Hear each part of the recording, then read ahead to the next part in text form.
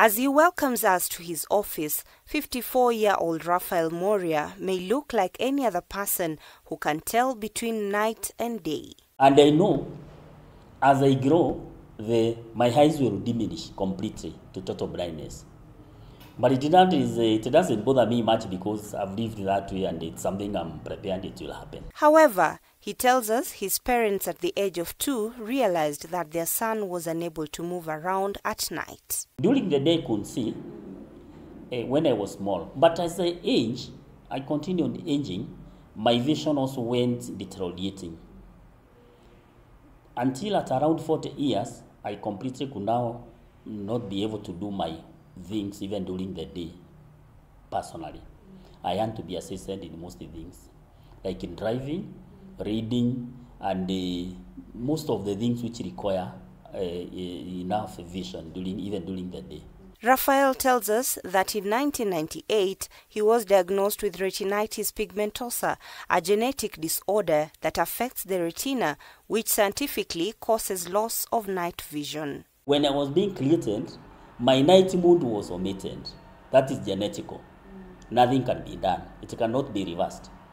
You have seen people with four fingers instead of 5 fingers.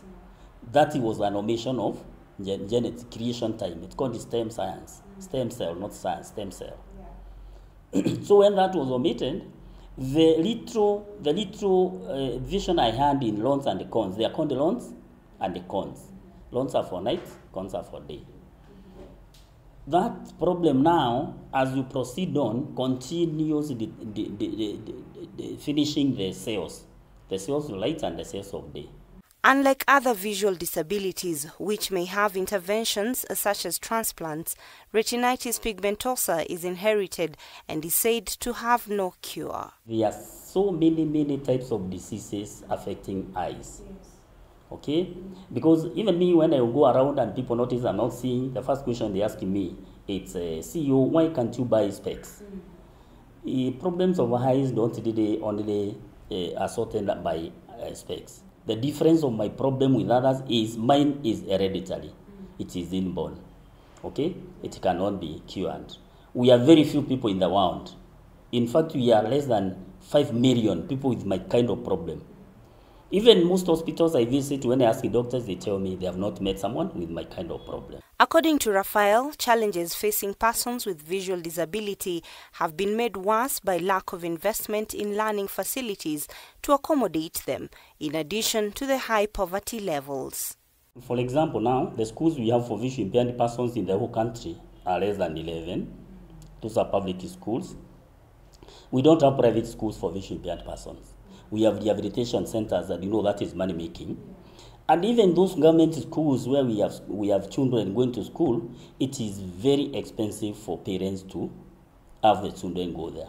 Remember also, disability, any type of disability is associated with the poverty. So what we need in schools, the government have these ideas, they know what we require, they're expensive.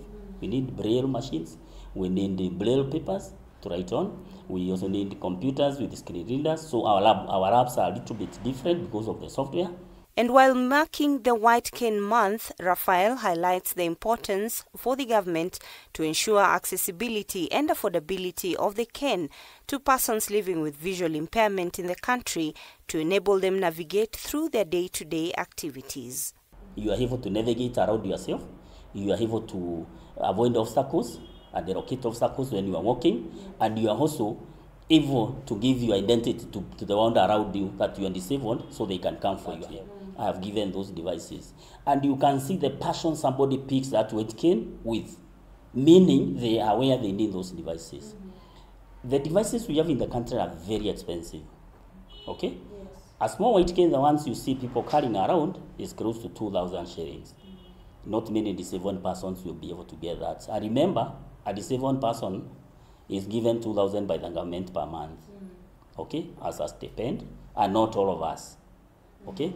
So the area of devices must be looked at very well, maybe by our National Council of Persons with Disability.